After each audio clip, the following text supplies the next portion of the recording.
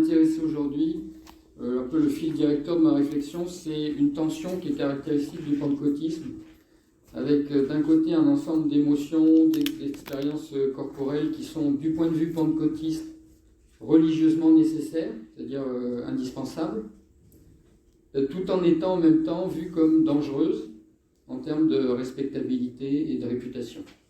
Et dès l'origine, le pentecôtisme a été aux prises avec la question du corps, qui est à la fois le lieu où tout arrive, la preuve expérimentale qu'il se passe quelque chose, et aussi un indice de moralité, et aussi le siège d'une nature qui résiste aux transformations de soi. Donc l'expérience pentecôtiste est une expérience par corps, qui passe par le corps. C'est une expérience centrée sur ce que les pentecôtistes appellent les manifestations du Saint-Esprit. Donc il y a une idée de visitation, de possession, l'idée que Dieu agit dans les corps.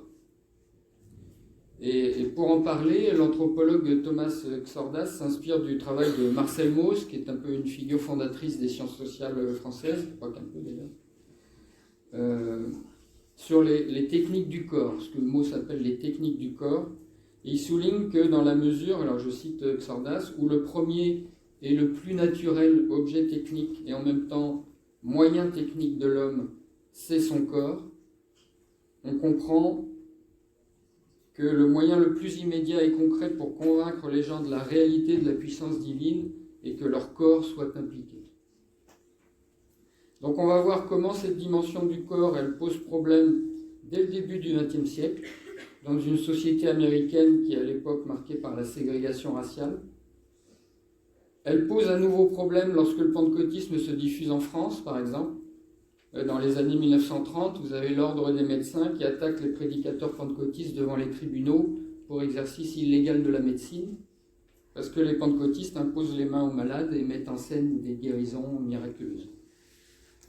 Donc j'essaierai de vous expliquer le lien entre guérison et conversion, et pourquoi le corps est un élément central de l'invention biographique pentecôtiste, c'est-à-dire l'idée du born again, donc l'idée que chaque individu peut prendre un nouveau départ, vivre une nouvelle naissance, devenir quelqu'un d'autre par la conversion. Le corps est au cœur du travail pentecôtiste de conversion parce qu'il est à la fois un témoin de ce qui change et de ce qui ne peut pas changer. Et puis le troisième point qui me paraît important à comprendre, c'est ce qui relie cette expérience par corps, qui est tournée vers la transformation individuelle, à des dimensions plus collectives et politiques. Autrement dit, comment on passe de la guérison personnelle à la prière pour la nation. Donc voilà les trois étapes. Donc je commence par un petit débriefing historique. Donc je vous ai dit, le pentecôtisme, il est né au début du XXe siècle. Il est apparu dans le cadre de ce qu'on appelle un mouvement de réveil au sein du protestantisme nord-américain, en particulier dans le sud et dans le Middle West des États-Unis. C'est une époque où il y a un certain nombre de protestants qui s'inquiètent des transformations sociales et religieuses en cours. Donc c'est l'urbanisation, c'est beaucoup aussi le chemin de fer. Et avec ça, il y a une transformation des idées. Donc l'influence, y compris dans les églises, surtout les églises de la côte Est. Donc l'influence par exemple, rationalisme, théorie évolutionniste de Charles Darwin, christianisme social, c'est-à-dire des chrétiens investis dans les syndicats de travailleurs, et puis aussi les lectures historico-critiques de la Bible, donc des nouvelles lectures qui disent qu'il faut lire la Bible dans son contexte et pas tout prendre au premier degré. Et donc il y a eu des gens qui voulaient tout prendre au premier degré, notamment, donc les fondamentalistes, et puis il y a eu aussi les pentecôtistes, avec à chaque fois un sentiment de disparition, donc la peur de perdre la religion d'autrefois, donc ce qu'on appelle old-time religion. Et face à cette disparition, un certain nombre de gens se sont lancés dans une recherche religieuse, chercher un peu ce qu'ils ont appelé une nouvelle bénédiction, un nouvel élan, quelque chose un regain de puissance. Et donc à partir de 1901, ce qu'on va appeler le pentecôtisme se cristallise, disons, autour d'une pratique qui est d'emblée quelque chose qui arrive au corps, une pratique distinctive qu'on appelle le parler en langue. Alors je ne vous ferai pas d'imitation parce que ce serait ridicule, mais disons que c'est une langue incompréhensible qui semble sortir des individus de façon spontanée, qu'on ne peut pas comprendre parce que c'est Shalabalashi Balashi ou Kakeshala Keshara, enfin ce genre-là, quoi. Et l'interprétation qui est donnée, c'est que c'est le Saint-Esprit qui vous fait parler comme ça, et donc ça renvoie à un passage de la Bible qui est Acte 2, verset 6 pour les amateurs. Donc le jour de la Pentecôte, d'où le nom pentecôtiste, le jour de la Pentecôte, les disciples de Jésus sont réunis après sa mort dans la chambre haute, et on dit que le Saint-Esprit tombe sur eux, donc il y a les flammes, et il leur donne de parler en langue. Voilà. Alors, les États-Unis sont à l'époque, je l'ai dit, une société de ségrégation raciale, et ce sont d'abord des Blancs qui ont porté le message pentecôtiste, mais assez vite, ce message il a touché aussi des membres des églises protestantes noires, donc des églises qui sont nées, qui se sont organisées après l'abolition de l'esclavage en 1865 et qui ont joué jusqu'à maintenant un rôle important dans la structuration de la communauté noire et de la pensée noire aux États-Unis. Et donc c'est un pasteur noir, William Seymour, qui a ouvert en 1906 à Los Angeles l'église la plus célèbre de ces premiers temps du pentecôtisme, l'église qu'on appelle Azusa Street, donc c'est tout simplement le nom de la rue. C'était pas une église noire, si vous voulez, c'est pas l'idée de Seymour et pas de créer une église pour les Noirs avec des Noirs exclusivement. C'était plutôt une église où on cherchait à expérimenter de manière assez radicale et débridée tout ce que les pentecôtistes appellent l'action du Saint-Esprit. Donc c'est une période assez particulière pour les États-Unis et pour Los Angeles, qui est une ville pionnière à l'époque. Donc il y a des gens qui arrivent là, qui ont laissé un peu leur vie ordinaire derrière eux et qui arrivent dans cette ville qui est en train de se construire. Ce qui peut expliquer déjà qu'il peut se passer des choses à Los Angeles qui sont un peu différentes de ce qui se passe dans les coins plus ruraux dont viennent une partie de ces gens. Et il se passe tout un tas de choses assez exceptionnelles dans cette période-là. C'est-à-dire que vous avez par exemple quelqu'un comme Lucy Farrow, qui était une ancienne esclave, qui était devenue femme pasteur dans les églises noires. Ensuite, elle est ce qu'on appelle évangéliste, donc itinérante. Et Lucy Farrow, en 1906, on a un témoignage d'un pentecôtiste blanc qui écrit, alors elle lui a imposé les mains pour qu'il guérisse, pour qu'il connaisse le Saint-Esprit, etc. Et il dit, bien que nègre, elle était reçue comme un messager envoyé par le Seigneur pour nous, même dans le sud profond du Texas. Donc vous voyez qu'il y a des espèces comme ça d'interstices où tout d'un coup l'ordre social est un peu bousculé par cette nouvelle religion. Et donc, dans ce cadre-là, il s'est passé des choses assez particulières dans l'église d'Azusa Street.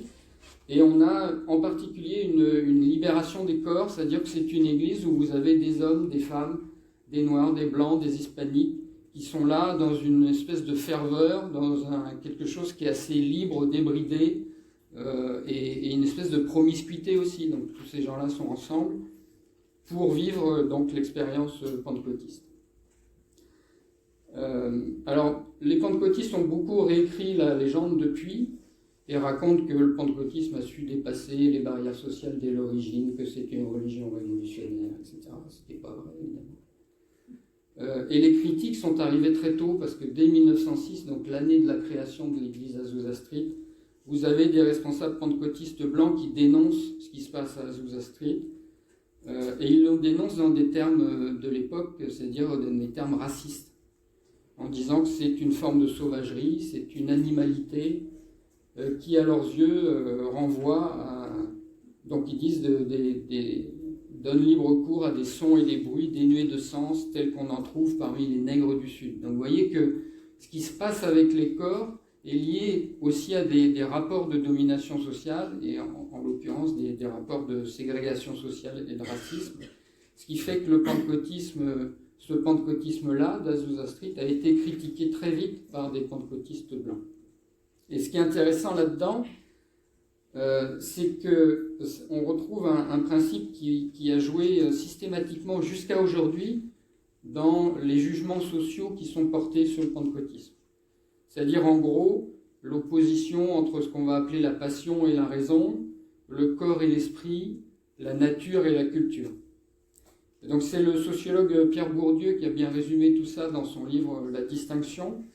Le principe, c'est que ce que les dominés voudraient revendiquer comme une force, donc l'intensité émotionnelle, l'enthousiasme, le regard dominant tend à le réduire, dit Bourdieu, à l'état de force brute, de passion et de pulsion, de force aveugle et imprévisible de la nature, de violence sans raison du désir, pour mieux s'approprier la force spirituelle et intellectuelle, la maîtrise de soi qui autorise à penser la relation aux dominés. Donc les dominés, c'est les femmes, les jeunes, le peuple.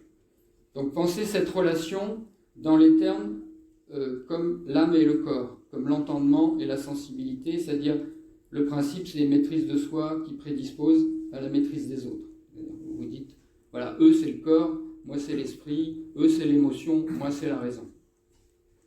L'État français fait ça très bien depuis très longtemps.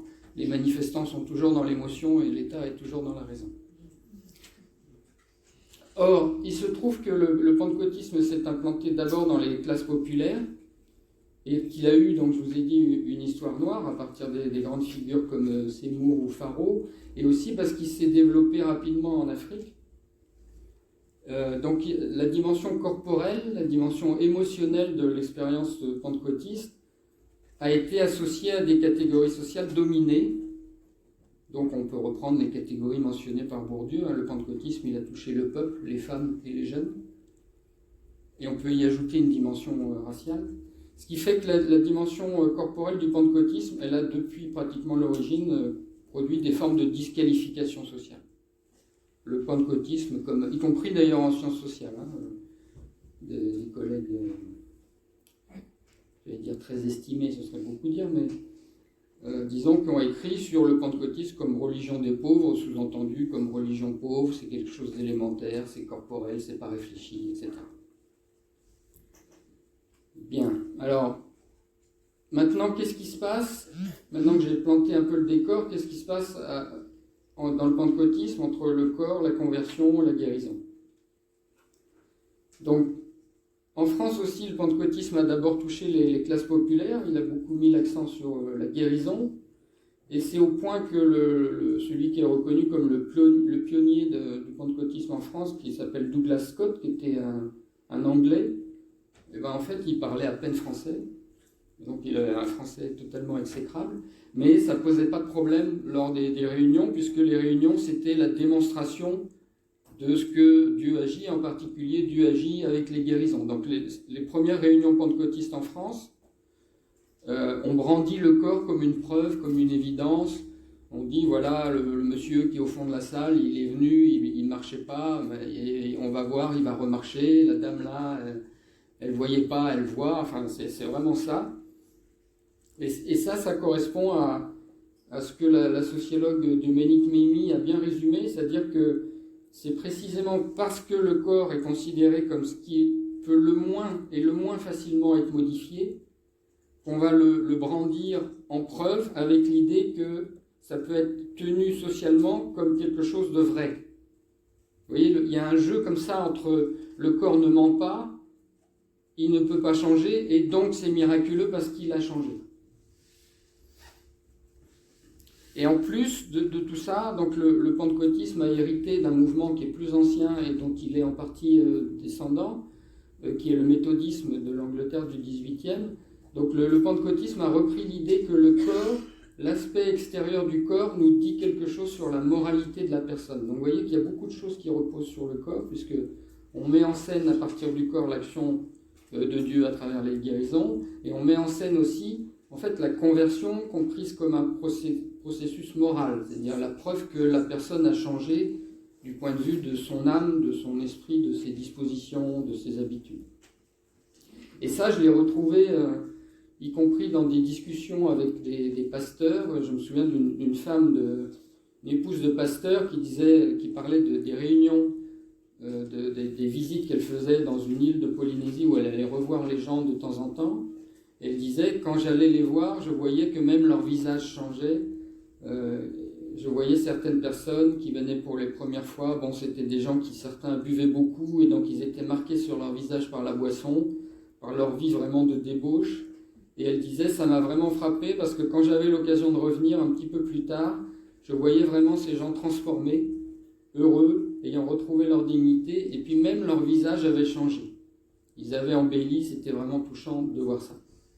Donc vous voyez, avec cet exemple, à quel point aussi guérison et conversion sont en fait complètement imbriqués dans la compréhension pentecôtiste, à travers l'idée d'une remise en ordre des vies personnelles, qui est aussi synonyme de devoir de témoignage. C'est-à-dire que ça implique une forme d'exemplarité, et ça implique que si vous dites être converti, il faut que vous soyez capable de le montrer aux autres. Il faut que ça se voie, et il faut que ça se voie rapidement, en fait. Parce que si ça se voit vite, si vous pouvez dire « tel jour j'ai rencontré Dieu et depuis ma vie est transformée », c'est mieux que si vous dites « je traîne dans une église depuis 40 ans et je sens que ça va mieux ». Vous voyez, les deux arguments n'ont pas le même poids, quoi. Donc, se convertir, ça veut dire changer. Et changer, ça veut dire se guérir de tout ce qui est mauvais, avec une compréhension très extensive de ce qui est mauvais, de la maladie, qui va de la maladie physique jusqu'au mal-être. Il y a beaucoup de récits de dépression, par exemple, dans les récits de conversion pentecôtistes, et les mauvaises fréquentations, etc. Avec donc cette difficulté que je vous ai dit tout à l'heure, c'est que le corps, c'est là où tout arrive, et c'est ce qu'on va mettre en avant pour démontrer ce qui arrive, et c'est en même temps ce qui résiste. Et ça, c'est quelque chose qui m'a beaucoup intéressé dans le pentecôtisme, c'est que le pentecôtisme vous dit deux choses en même temps. Il vous dit tout peut changer à n'importe quel moment, et il vous dit aussi que rien ne change complètement. C'est-à-dire que les pentecôtistes vous parlent de ce qu'ils appellent la nouvelle créature, ce que vous êtes devenu, et en même temps, ils vous parlent de la vieille nature, ce que vous êtes encore.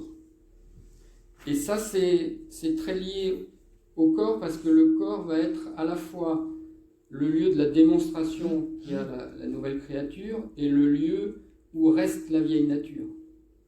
En plus, parce que le corps est lié au péché, et donc c'est quelque chose qui est difficile à changer. Ce qui fait que le pentecôtisme donc, tient ces deux discours en même temps. À la fois, un alcoolique peut arrêter de boire, un aveugle peut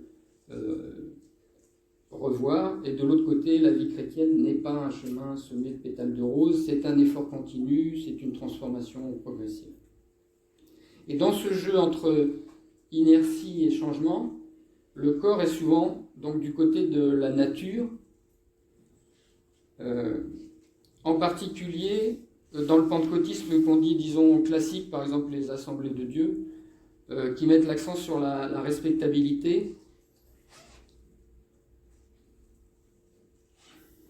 Et alors, attendez, parce que je suis perdu un peu dans mes feuilles. Oui, non, c'était juste pour vous dire que le corps est donc associé à la notion de péché. Et je vais prendre simplement un exemple pour que vous compreniez ce que je veux dire sur cette difficulté. C'est si on regarde, parce qu'il y a un jeu aussi entre nature et culture dans certains contextes, et si on regarde, moi je me suis intéressé là, donc à la Polynésie, si vous regardez l'histoire de la danse en Polynésie, par exemple, vous verrez que les premiers missionnaires, qui sont des missionnaires protestants, c'est pas tout de suite pentecôtistes, ils arrivent dès la fin du XVIIIe siècle. Les premiers missionnaires interdisent les danses, tout de suite. C'est une des premières interdictions.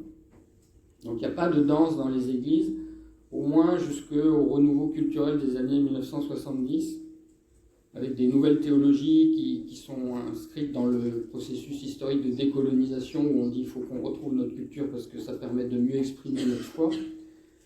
Mais en gros, entre la fin du XVIIIe et les années 1970 en Polynésie, on interdit la danse.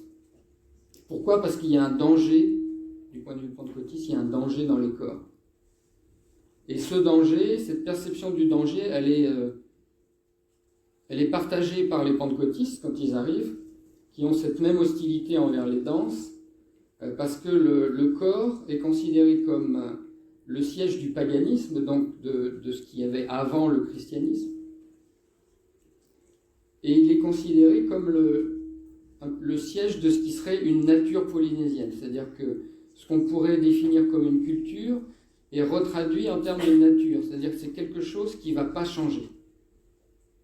Et donc le pentecôtisme classique, il va dire en même temps que les gens, vous voyez, comme je vous ai dit, nouvelle naissance, etc.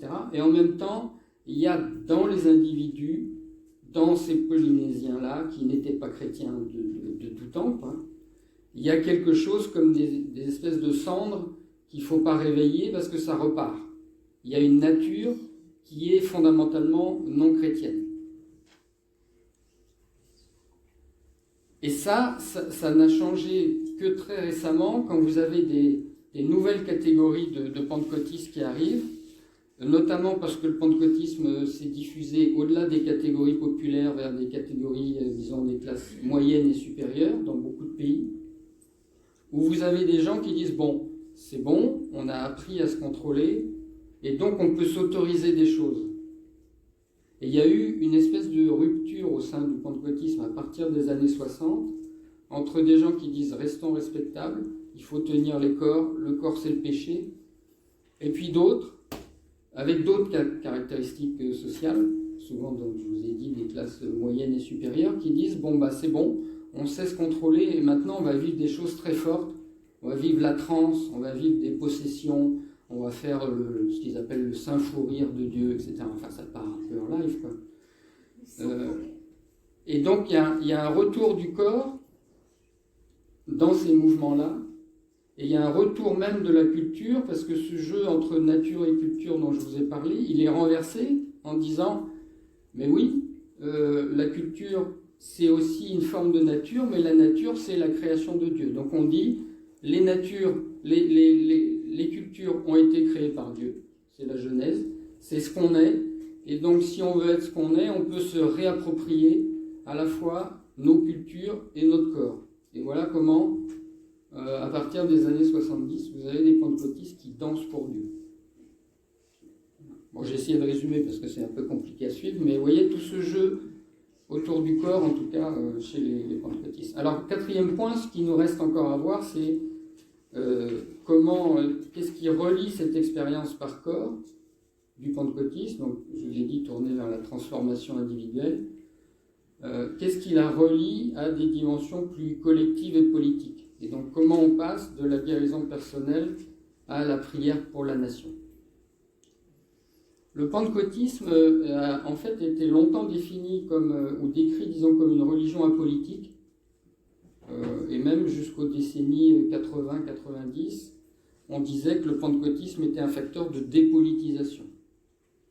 On pensait que ça tournait les gens vers plus leur salut personnel, donc arrêter de boire, être un meilleur père, une meilleure mère, avoir une vie de famille équilibrée, etc. Et que ça les désengageait de la société, ça les désengageait des questions politiques.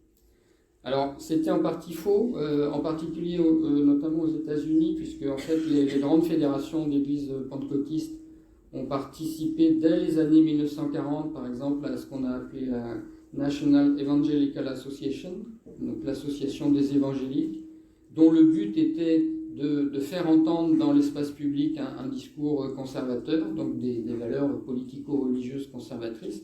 Donc les pentecôtistes étaient partie prenante de ça dès les années 1940, dans le cadre de mobilisation religieuse conservatrice. Il y a des causes, une série de causes qui sont susceptibles de mobiliser les pentecôtistes. Donc ce sont des causes qui sont assez bien connues, opposition à l'avortement, aux droits LGBT, défense de ce qu'ils appellent les valeurs familiales, etc. Mais donc ça, c'est des causes que vous pouvez deviner assez facilement, mais ce qui m'intéresse moi, plus que les causes elles-mêmes, c'est d'essayer de vous dire quelques mots sur la mécanique de l'engagement. Le premier mécanisme, c'est ce qu'on pourrait appeler l'épreuve de foi.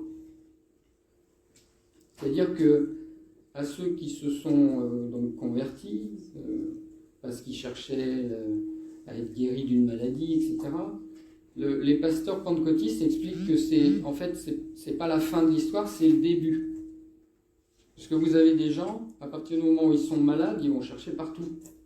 Donc ils vont aller chez les guérisseurs traditionnels, ils vont peut-être essayer l'acupuncture, et puis à la fin, ils vont aller dans une église et ils vont dire, bon bah, ils vont aller dans une réunion où on dit Jésus guérit, ils vont dire pourquoi pas.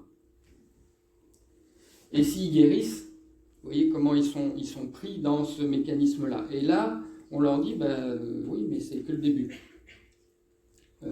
L'histoire, elle ne s'arrête pas avec la guérison physique. Cette guérison, ce n'est que le début d'une relation personnelle avec Dieu. Et donc cette relation personnelle, il faut la maintenir, l'approfondir. Et les plus agressifs chez les pasteurs pentecôtistes vont même vous dire que vous avez eu une guérison, mais si vous lâchez la main de Dieu, la maladie reviendra.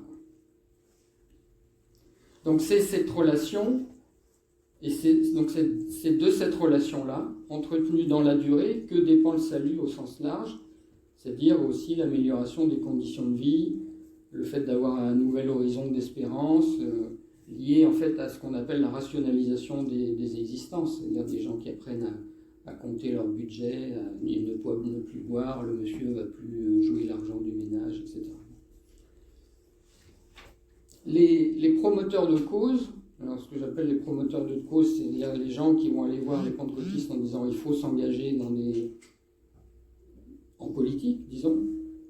Les promoteurs de cause, ceux qui défendent donc la nécessité d'un engagement politique, ils prennent appui sur cette expérience de la relation personnelle, sur ce registre des preuves sensibles. Ils vont dire aux gens, voilà, Dieu a transformé vos vies, vous l'avez senti, vous savez qu'il existe, et donc vous savez qu'il peut faire beaucoup pour vous. Mais vous faites quoi pour lui? Autrement dit, le chrétien, comme on dit dans ces églises, le chrétien, il va se trouver engagé par cette relation personnelle qu'il a l'impression de vivre avec Dieu, par ce qui le lie à Dieu, il va se retrouver embarqué, disons, dans la défense d'un certain nombre de causes et de valeurs qui vont lui être présentées comme bibliques, et qui sont souvent aussi présentées comme religieuses et pas politiques. Ce qui est le principe, un peu le principe des idéologies théocratiques. C'est-à-dire qu'il ne s'agit pas de faire de la politique, mais il s'agit de donner à Dieu toute sa place dans la société. Si je vous dis ça, vous comprenez que c'est politique. Donc le respect de l'engagement qui a été pris vis-à-vis de Dieu est présenté comme quelque chose qui doit amener les gens à participer à un certain nombre de causes. On leur dit, si vous êtes un vrai chrétien, vous devez vous lever parce que, parce qu'il y a le mariage homosexuel, parce qu'il y a la loi sur la fin de vie, vous voyez. Mais on prend les gens à partir du personnel et de l'intime, en disant, voilà, Dieu est en vous et il vous appelle. Donc ça, c'est ce que j'appelle l'épreuve de foi. Dernier point peut-être à expliquer sur cette question de l'épreuve de foi, c'est un collègue qui s'appelle Johann Stavo de Bauge qui a souligné ça. C'est que dans cette épreuve de foi, il y a aussi l'idée de maintien de la plausibilité de l'expérience personnelle. C'est-à-dire, quelles sont les conditions qui font que je vais pouvoir continuer à vivre ce en quoi je crois et surtout à transmettre à mes enfants ce en quoi je crois. Et donc, le discours de l'épreuve de foi, il joue là-dessus aussi. C'est-à-dire, il va dire, vous savez, si vos enfants n'ont plus le droit de parler de Dieu à l'école, est-ce qu'il n'y a pas quelque chose à faire? Il faut vous mobiliser, etc. Si vos enfants ils vont à l'école et puis on leur dit qu'un homme et une femme c'est pareil et qu'on peut changer, est-ce qu'il n'y a pas quelque chose à faire? Donc vous voyez, l'épreuve de foi, elle joue là-dessus aussi en disant aux gens quelles sont les conditions pour que votre monde, finalement, ce monde où vous êtes entré par la conversion, il puisse exister encore. Et puis donc ça, c'est aussi le registre un peu de la panique morale. Si on veut. Et puis le deuxième mécanisme de ce passage aux politiques, il est un peu plus spécifique aux pentecôtistes et il va nous ramener très directement à la question du corps. C'est que l'engagement religieux des pentecôtistes est beaucoup vécu sur le registre d'un abandon de soi à Dieu. Ce qui fait que les pentecôtistes ont tendance à créer une corrélation entre les degrés d'implication personnelle et la variation de la présence de Dieu. Alors ça, c'est un peu abstrait, mais il faut imaginer par exemple, que dans les cultes pentecôtistes, si vous avez... Alors, il y a des manifestations, si vous avez des gens qui parlent en langue, si vous avez l'impression qu'il y a des guérisons, c'est déjà des signes. C'est des manifestations que vous pouvez vous identifier, mais il y a aussi la façon dont les gens s'impliquent. Donc, plus ils s'impliquent, et plus vous avez l'impression que Dieu est là. Et plus vous avez l'impression que Dieu est là, et plus vous vous impliquez. Vous voyez le mécanisme. Et donc, c'est ça qu'il faut retenir, c'est-à-dire que les pentecôtistes s'engagent d'autant plus qu'ils ont l'impression que Dieu est là. Et inversement, plus ils s'engagent, plus ils ont l'impression que Dieu est là. Et ça crée une espèce de dissonance avec des contextes où vous avez des leaders pentecôtistes qui vont intervenir, qui vont assumer une espèce de forte autorité. Vous avez des personnages aujourd'hui qui se disent apôtres, prophètes, qui disent que quand ils parlent, c'est Dieu qui parle.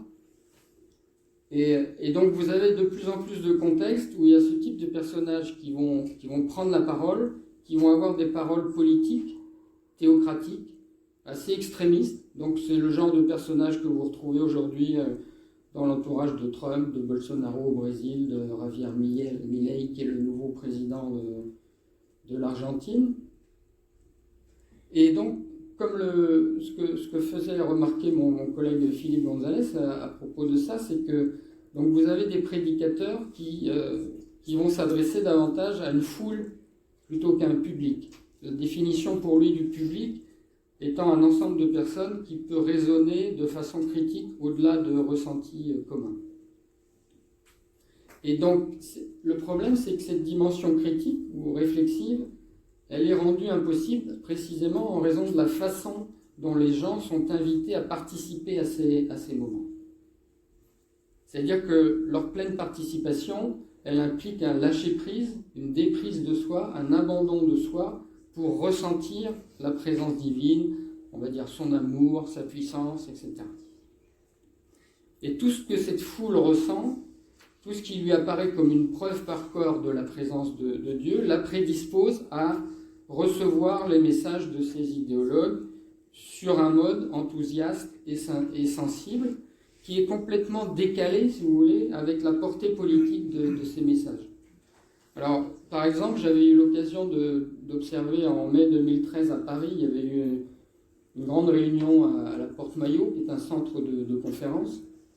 Ça s'appelait Convocation nationale d'intercession et d'adoration pour la France.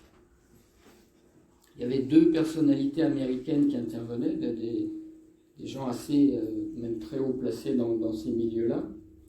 Et donc, c'est un rassemblement où il y a beaucoup de danse, de chant, il y avait une ambiance excellente. Et en même temps, le discours, c'est la France, c'est une nation chrétienne depuis le baptême de Clovis. Il y a une alliance entre Dieu et la France. Il faut restaurer la nation par un retour à l'obéissance.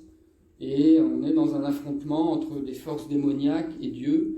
Et les forces démoniaques, c'est depuis la Révolution française, c'est les francs-maçons, etc. Donc vous voyez, c'est du lourd. Et en même temps, les gens qui étaient là, alors il y avait aussi des choses très ésotériques. Hein, on était dans l'année 5773 hébraïque, les chameaux arrivent, une explosion de foi qui arrive sur la France, etc. Mais la question est, qu'est-ce que les gens reçoivent, qu'est-ce qu'ils comprennent dans ces histoires de chameaux, et qu'est-ce qu'ils en font? Et qu'est-ce qu'ils en font pour répondre un peu rapidement? Vous avez des gens qui vont rentrer chez eux en disant « J'ai senti la présence de Dieu, c'était super, on a chanté, on a dansé, ça a renforcé ma relation avec Dieu. » Bon, premier niveau possible. Et puis il y en a d'autres qui vont saisir un peu mieux les implications politiques, parce que, par exemple, quand un prédicateur dit Dieu est en train de regarder ce qui se passe en France, c'est le moment où Dieu est en train de dire à la France, c'est votre temps de visitation, etc. Et qui dit, bon, bah, c'est d'autant plus fort qu'aujourd'hui, il y a des manifestations dans toute la ville pour défendre la morale. Tout d'un coup, vous avez un lien, parce qu'il se trouve que cette réunion-là, elle avait lieu en même temps qu'une manifestation, les manifestations qui s'appelaient Manif pour tous. Donc vous voyez que dans cette espèce d'effervescence un peu confuse, où on chante, on danse, on reçoit des paroles de Dieu, on ferme les yeux, etc., il y a aussi des messages politiques qui passent.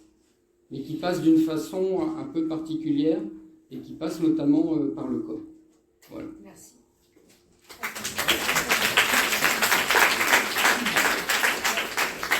Bravo, merci beaucoup, c'était très très riche. Alors voilà, nous avons maintenant à peu plus de 10 minutes pour poser des questions si vous en avez. J'espère que vous en avez. Alors par contre, ce que je vais faire, c'est que je vais passer ce micro-là. Et là, non, c'est celui-là, en fait, il a eu un accident. Il faut que je le rebranche.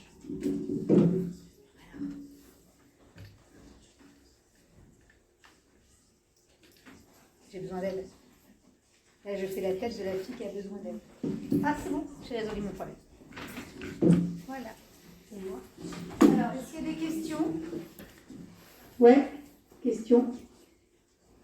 Donc, autour de cet imprès, comment on pourrait dire ça, de cette imbrication du corps, des corps en fait, autour du pentecôtisme, entre la dimension religieuse et la dimension politique, voilà, vous avez tout compris. Il n'y a aucun besoin d'éclairage. Ah, ouais, Geneviève.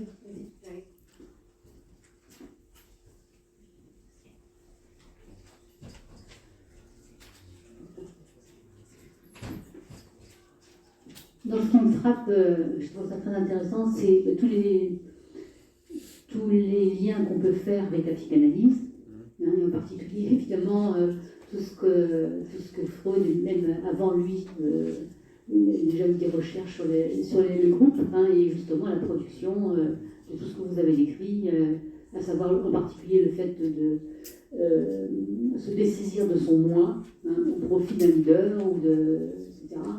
Et c'est vraiment frappant. Il y a même chose sur les histoires de guérison, en fait, le rapport au corps, les effets des mots sur les corps. Aujourd'hui, on pourrait dire les effets placebo, y compris avec les mots, tout ce que la neurobiologie maintenant nous apprend sur la puissance de ces effets placebo. Je trouve ça très intéressant et j'aimerais, je ne sais pas si c'est possible, mais savoir ce qui vous a amené sur ce chemin d'intérêt pour le pentecôtisme. C'est la grande question que j'ai fini par me poser moi aussi, mais en fait, comment je peux dire ça? Moi, j'ai commencé en faisant des... J'ai l'impression qu'il ne marche pas, mais vous m'entendez quand même, hein? Si, il marche. Il marche? Oui. J'ai commencé en faisant des recherches en Polynésie française, c'est ça le point de départ.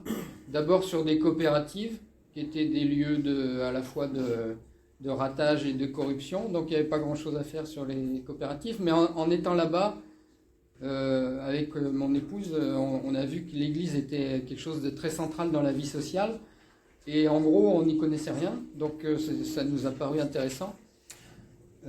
Voilà. Donc on a commencé par s'intéresser à l'Église protestante historique en Polynésie, et puis au moment de la thèse, on a compris qu'il fallait qu'on ait quand même deux sujets, on n'allait pas continuer à faire tout le temps ensemble, ce qui est un peu notre tendance, et donc je me suis un peu sacrifié en disant, je vais aller chez les autres, chez les pentecôtistes auxquels je ne connaissais rien.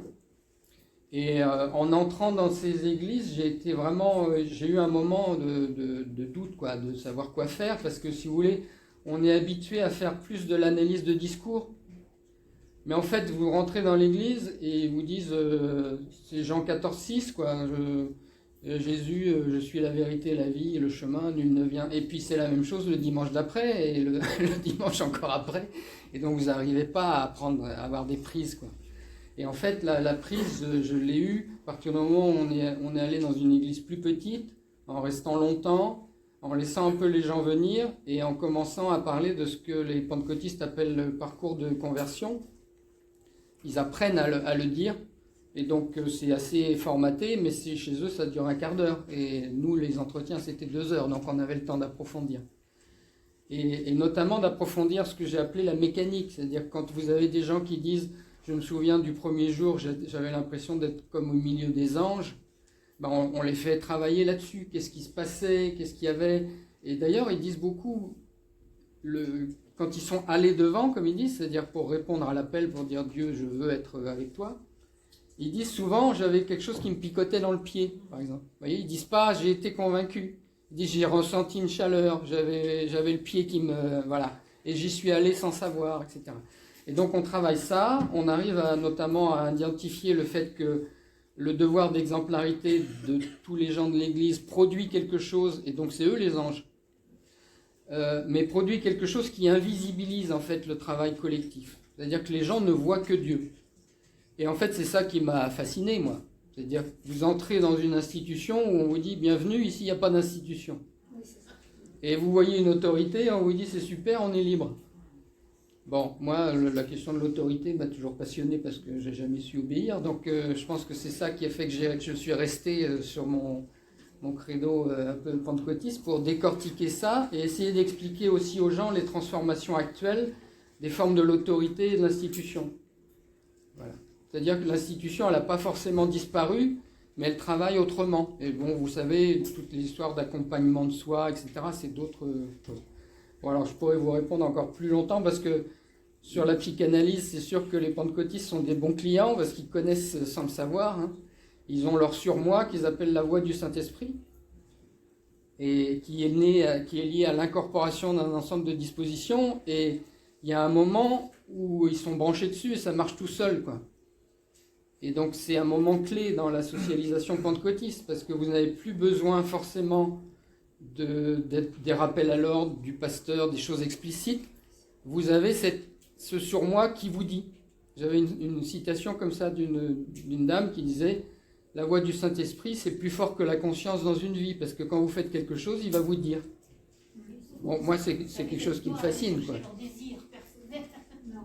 Non, mais c'est ce que, voilà, oui, c'est ça, c'est-à-dire qu'il y a une contradiction dans le sens où c'est pas personnel comme démarche, en effet, c'est aussi ce que vous disiez, c'est-à-dire que finalement c'est aussi fait d'obéissance et presque même de soumission. Oui, mais alors qu'est-ce qui se passe quand l'obéissance est vécue comme une liberté, là où il y a tout un champ d'investigation?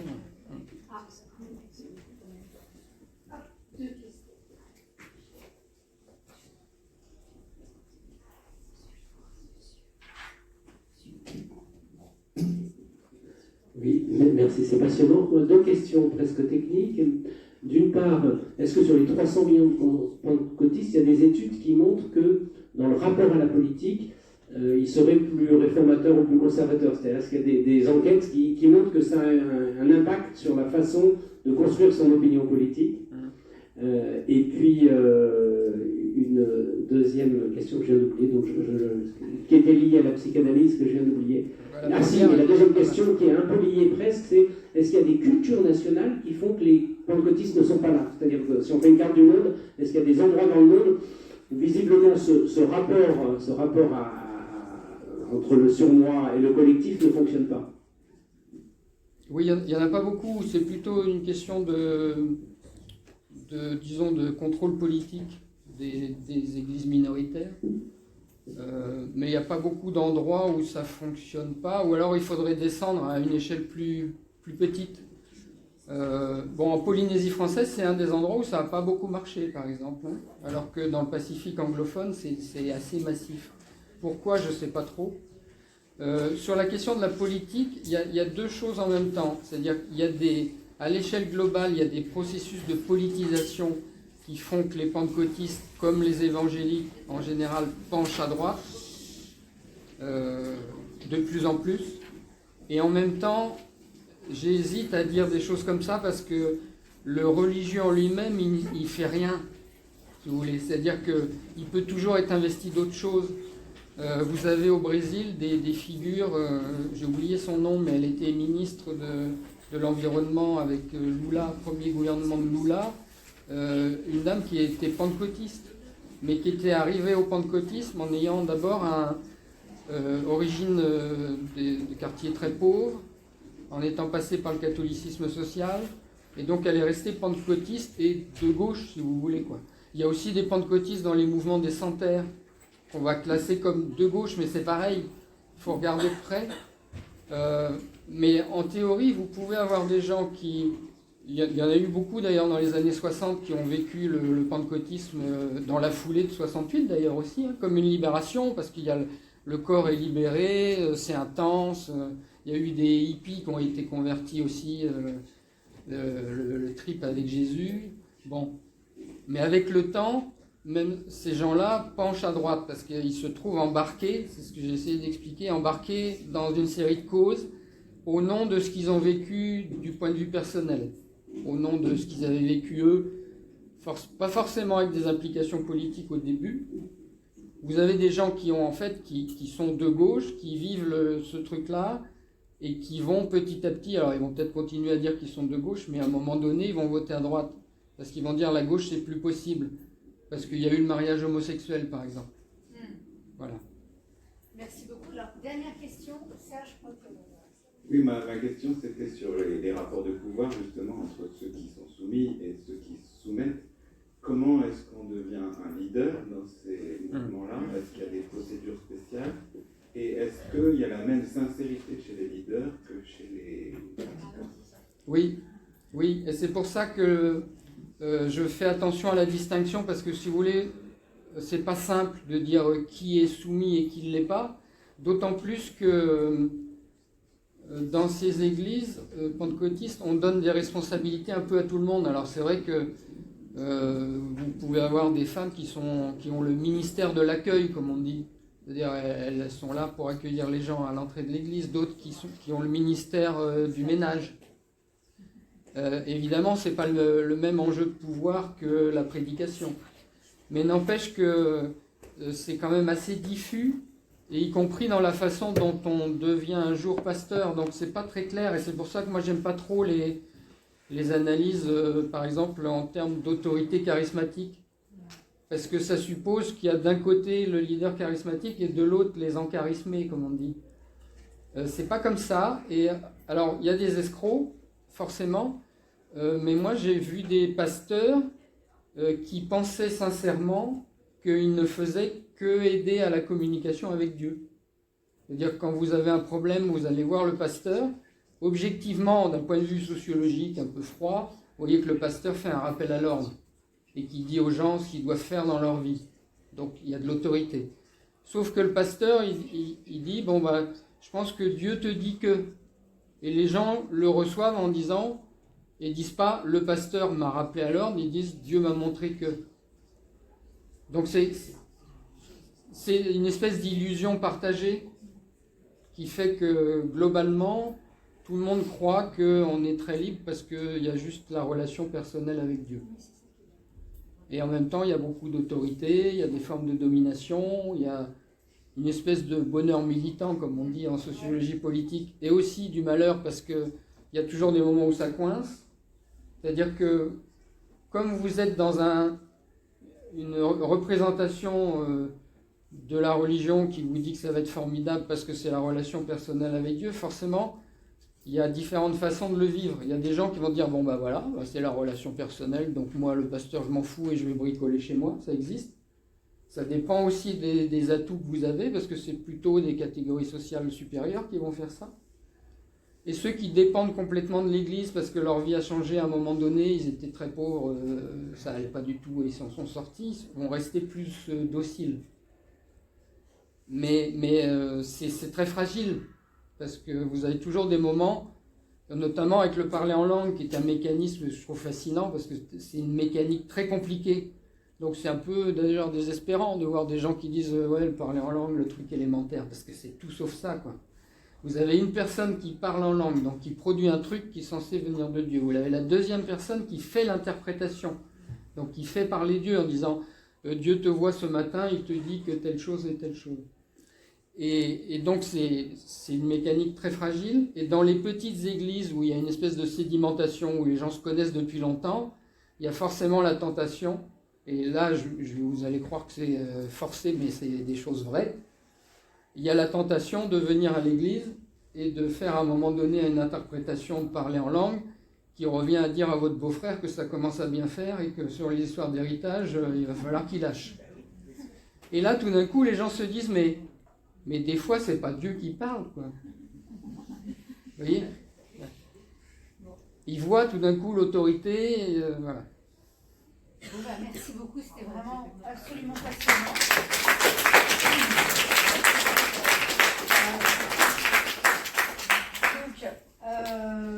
Eh bien, on se retrouve à 14h pour la suite des événements, après avoir déjeuné, n'est-ce pas? Car il faut bien nourrir son corps. Ah ah.